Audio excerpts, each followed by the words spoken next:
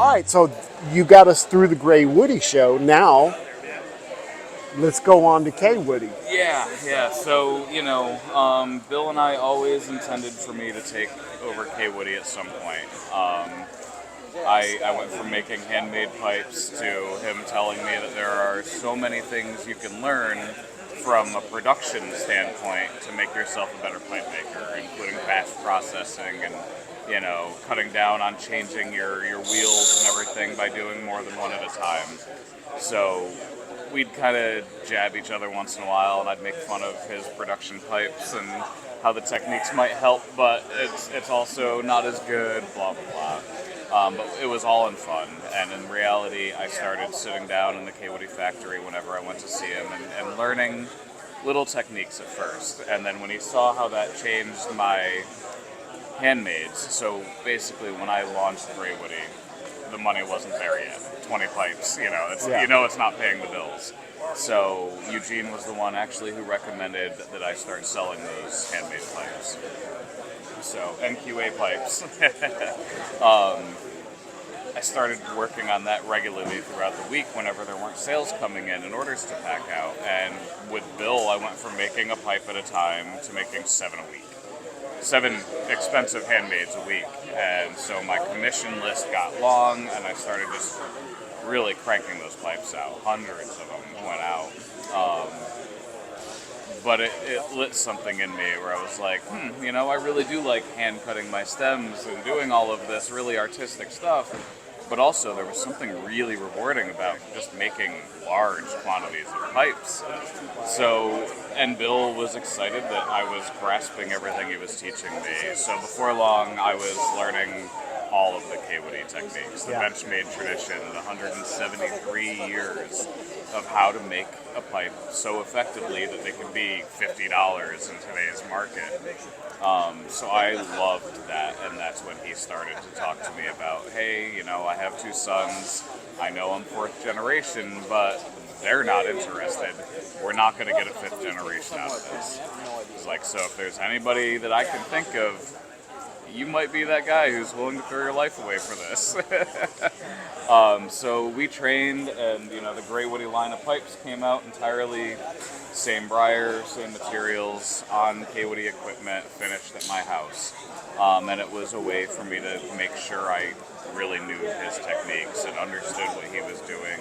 Every batch of them I ran through him and said, how do these look? If they were Kaywoodies, would you accept this? And the answer was always yes. But then, unfortunately, a little over about a year and a half ago, Bill got Legionnaire's disease. Very unexpected, especially in today's world. It's not really a disease that happens very much anymore. And it was so bad that he was taken to an emergency room and they had to induce a coma. And then for almost 8 months, he didn't come out of the coma. Goodness. Once they pulled all the meds back and everything, he just wasn't waking up. So it was a very scary time for him, for the family, for me, because he's become a father figure as well as almost a business partner at that point. I didn't really care about the Kaywoodie side of things. I knew that was all in question and in doubt, and all of our plans were gentleman handshake agreements. But that's not what I was worried about. I was worried about the future of the Feuerbachs and all of the impact that he and his family had on this whole world. But he did come out of it, and it was still pretty hit or miss at first. To get Legionnaire's disease, the doctors were aware there had to be some other underlying condition, and it took quite a while to get to the point of finding that there was an autoimmune deficiency that nobody knew anything about, that he didn't, his doctor, and nobody saw anything, and I guess the perfect storm happened to cause that, and is treated much better now. They keep finding better ways to help him, and he's made a massive recovery and is mobile and getting around. But as soon as he was able to very cognitively think again, and his hands don't work very well, so he knew he was done with massive amounts of pipe making. He might do Kaywoodie handmades, and I left that in the deal that he could come back and make those for the rest of his life, free of royalties or anything. Just that he started that line. it's his until he asks me to take that over too. I left that in the contract. But yeah, he immediately was like, hey, can you come down to the hospital? And I knew exactly what he wanted. He said there was no reason to wait another 10 years now. The business would be dead. Please just take over Kaywoodie. And it was a very good arrangement for me. The contract that we put together and signed was very favorable. He was offered a lot more money and upfront, and turned it down to anybody interested in doing that because I cried, sitting in the hospital bed and said, there's nobody else in the world that can do this but you. Anybody else is going to send it overseas. Quality is going to tank. I don't trust anybody in the world with this 173 years of history but you. So it was an emotional time and really crazy. But yeah, so I took over all of Kaywoodie, and it's still a one-man operation.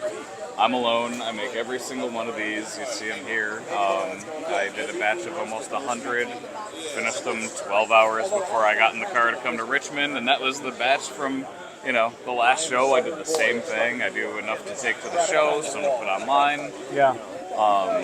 But yeah, so we had talked a little bit before. I think one of the confusing things for a lot of people is that there is still Kaywoodie. There is still Kaywoodie. Yeah. Kaywoodie continues to be the retail outlet, the retail arm.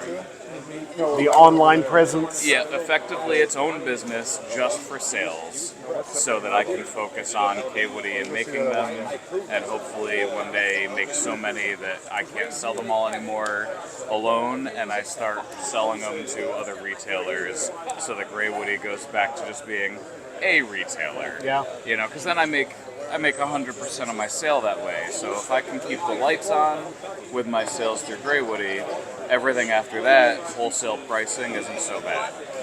You lose a lot of money when you wholesale, and that's my biggest fear when I'm already busting my butt to do all of this. I don't want to go broke doing it too. So I'll maintain Kaywoodie as a sales channel.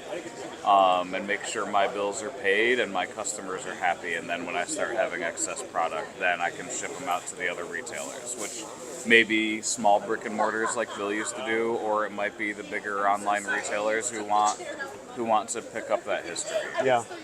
But that's to be determined. About when did you acquire the company? So I announced it at Chicago 24. So in April. That was in April. We had agreed to it before that, and so I had taken some of the equipment and some of the wood and started making them before the deal was done, because lawyers and Takes time. trademark and all of that stuff was going on in the background. So the first batch of Kaywoodies I made was what I brought to Chicago to announce it. A little preemptively on the making, but Bill and I were in agreement. Yeah. As long as nothing went horrendously wrong with his health or mine, we were fine. And sure enough, it worked out. I announced it there. I had almost 100 pipes. And so I'd say since Chicago, we're now in September, I think I've made about 600 Kaywoodie pipes in that time. 600? Yep. Trying to do a minimum of 100 a month, but I've also been boosting up numbers to hit all the shows that I'm doing. Yeah. Do you ever see your family? Well, so the beauty is, I moved the factory to my house. That's what I was going to ask you. Is where do you? So, because the original factory, it was in New York. The original, yeah. It's always been in New York, all 173 years. Yeah. But it kept migrating upstate slowly over the years. Is there anything left in New York now? Not in the city. I'm only 2 hours north of where Bill was doing it. So he was last in New Windsor, New York, and that's where the last factory was, more of a warehouse and factory. And he had been slimming down, getting rid of a lot of the old machines, the phrasing machines, and the stuff that you don't really need for a day-to-day operation in today's pipe market. And so he thought, I can fit this in a pretty small space, and his girlfriend lives in Georgia, so he was planning to move Kaywoodie to Georgia. And that really upset me, because 173 years in New York, but it was his baby. I wasn't going to push it. Yeah. So the one positive, I think, to come out of all of that was that I was able to get Kaywoodie before it ever left New York. It's still in New York. Yeah. Yeah. So I moved it to Cobleskill. It's just 2 hours north of where it last was, and was able to. I mean, the equipment is all 100 plus years old.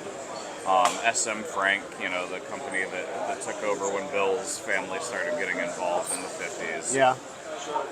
So a lot of repurposed, really old equipment that they went, oh, we can use this for pipe making with minor adjustment. And a lot of the other, Dr. Graybo, half their equipment has SM Frank badges on it. Interesting. Kaywoodie was selling them their cast-offs, or when they upgraded, they'd get... So the filter machine was too slow for SM Frank, so they sold it to Graybo and got a better one. There's a lot of Kaywoodie and SM Frank cast-off all through the pipe industry now. It's really kind of funny. So I have all of the equipment that was seen as the best and the fastest.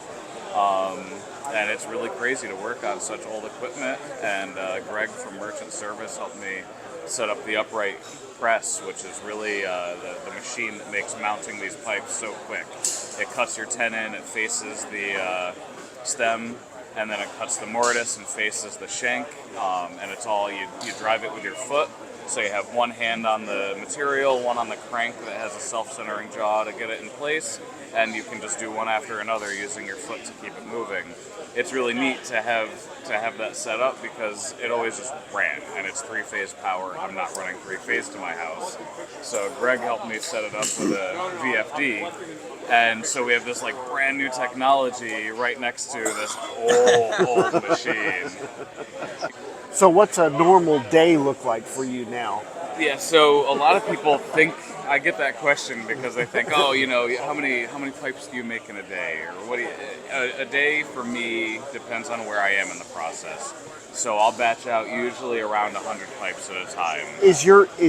Let's start even from the time you wake up. Yeah. I mean, is everything right there at your house? Yeah. Literally in my garage. That's so awesome, man. Yeah. I mean, you don't even have to leave. No, I took If my you car get off snowed the road, in, you we still shipped- get to work, Yep. Yeah, my wife and I just keep one car because she works at the school that my daughter goes to. Yeah. And I'm home. Yeah. So we're like, we don't even need It's two great, cars on man. the road anymore. Nice. So my day starts, I get them up, I make her coffee. I don't even drink coffee most of the time, but I make my wife her coffee. I hang out with my daughter, I get them off, and then I usually, go about my day. I have my own personal things, but by 9 o'clock I'm in the shop pretty much 100% of the time. And so it depends on where I am. I'll start with about 100 pipes, and it's just a piece of wood and a piece of stem. So one day will be spent, mounting them and getting them all kind of ready for the next phase. So I go through phases in my days.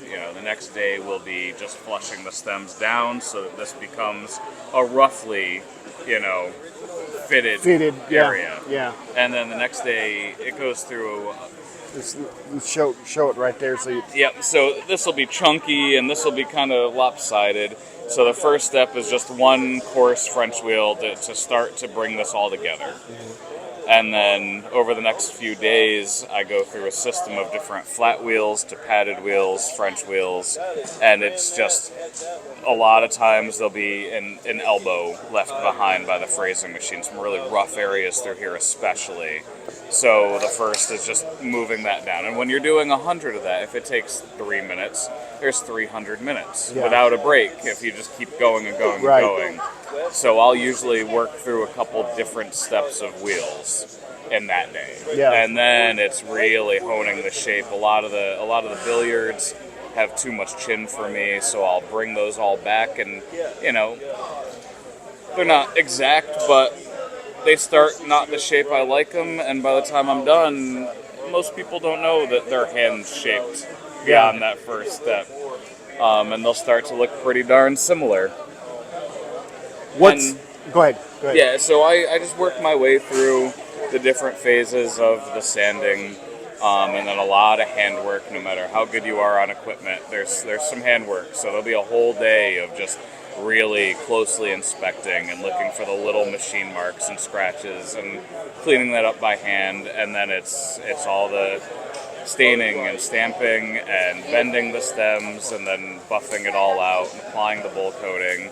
Almost every one of those things ends up taking a whole day by itself because you do it so many times. But at least there's variety. It's Yeah. not like every day going to the Ford factory Right. on the line Yeah, doing the I get to do same each job. step. Yeah, yeah. That's what's nice. And it used to be at Kaywoodie that's what it was. There was one guy on this wheel. Yeah. But yeah, no, by being a one-man operation like that, I do excitingly get to work on each of those phases, and usually at different times. You know, once I'm tired of that French wheel, I'm on to something. Yeah, you go do something else. Just Yeah. clear your mind a little bit. Exactly, and I get to pick the shapes, and the finishes are more of a grading thing.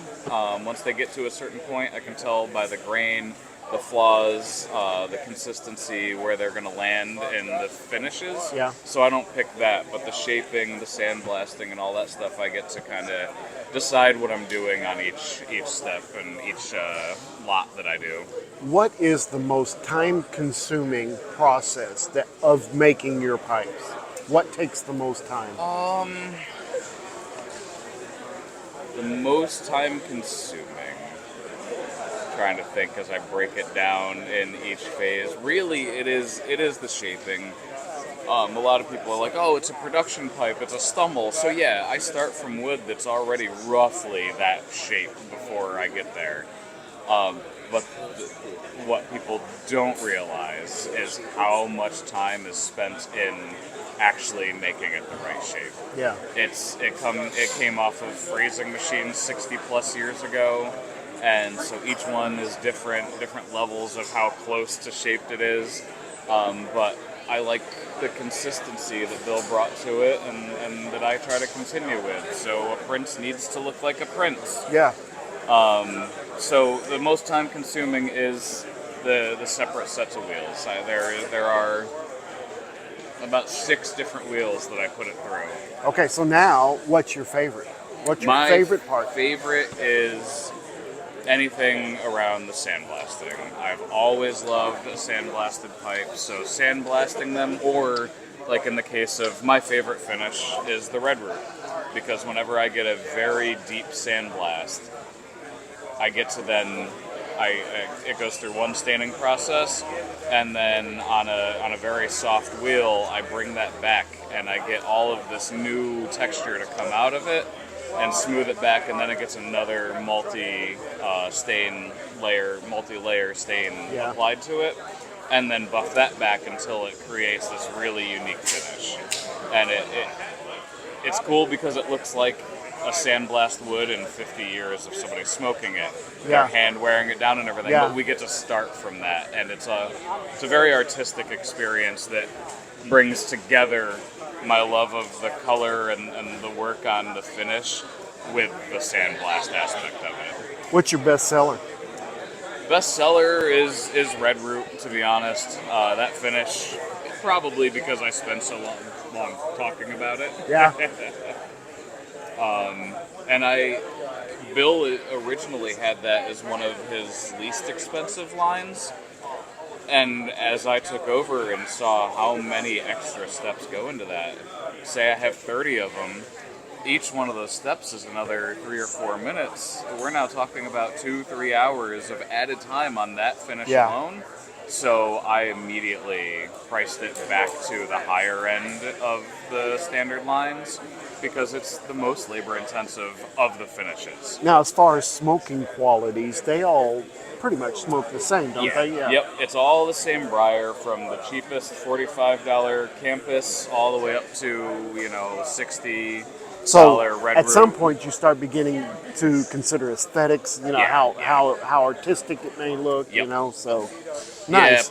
Yeah, it's exactly what it is. They're all the same at the beginning, and then they get graded based on how pretty they are. Yeah. That's all it is. The cheapest Kaywoodie smokes as well as the most expensive. Well, my favorite is the super green. That one Yeah. was because they just look fantastic. Yep, it's a very unique stain. I've seen hundreds of other brands and all kinds of stuff, and I've just never seen kind of that super grain. You're looking for really great grain for it to get graded there, but then the stain is this golden hue that Yeah. really makes briar shine. Yeah.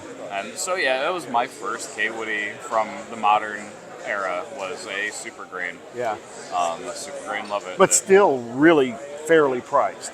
Yeah, You know. 60. Yeah, $60. Come on. I mean, you can't find a pipe anymore.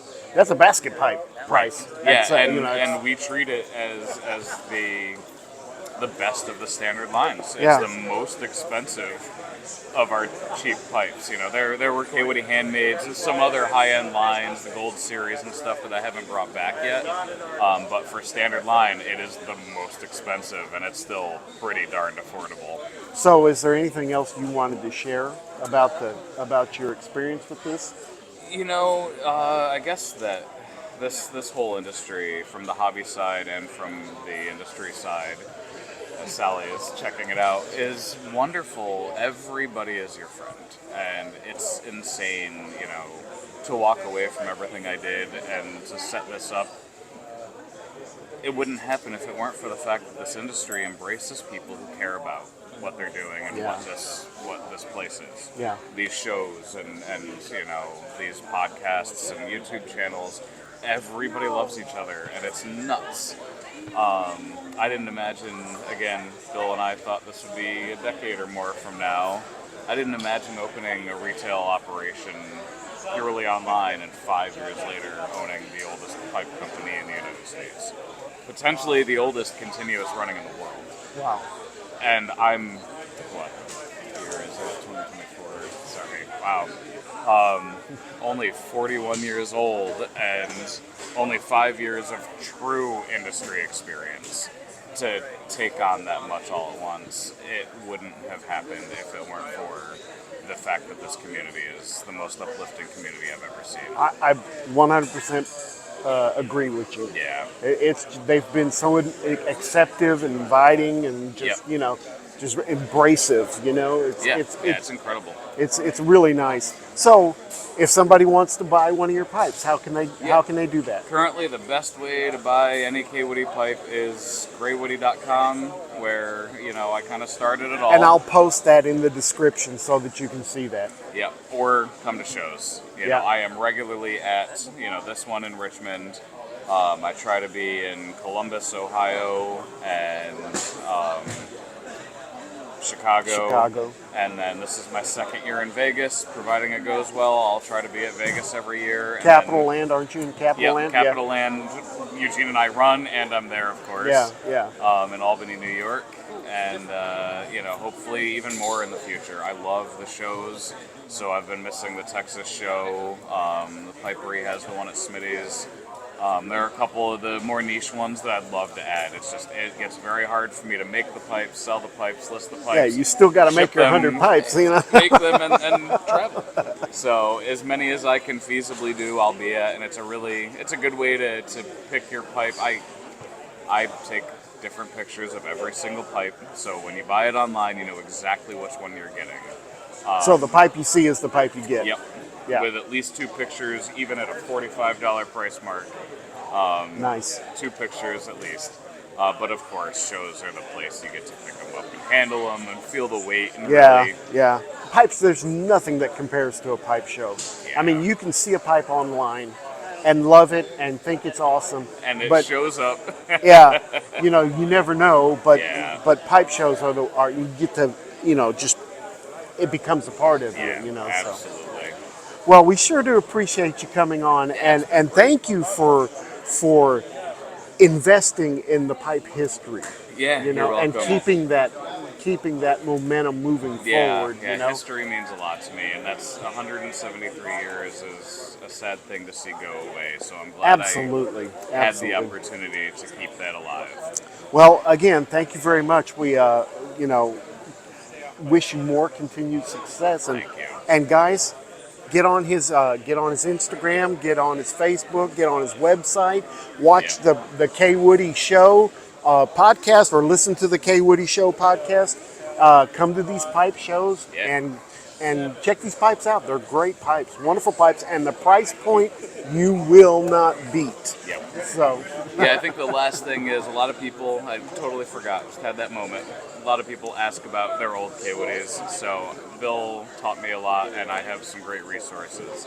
So another reason to come to pipe shows, if you have an old Kaywoodie, you want to know more about it, I can usually date them to within a decade, sometimes a few years, Nice. and give you a history. So that's one of my free services that I Nice. do just out of the love of the history. well, thanks again. We sure do appreciate it. Guys, hope you enjoyed this. Don't forget, make all your piping moments count. We'll see you next time. Have a great week.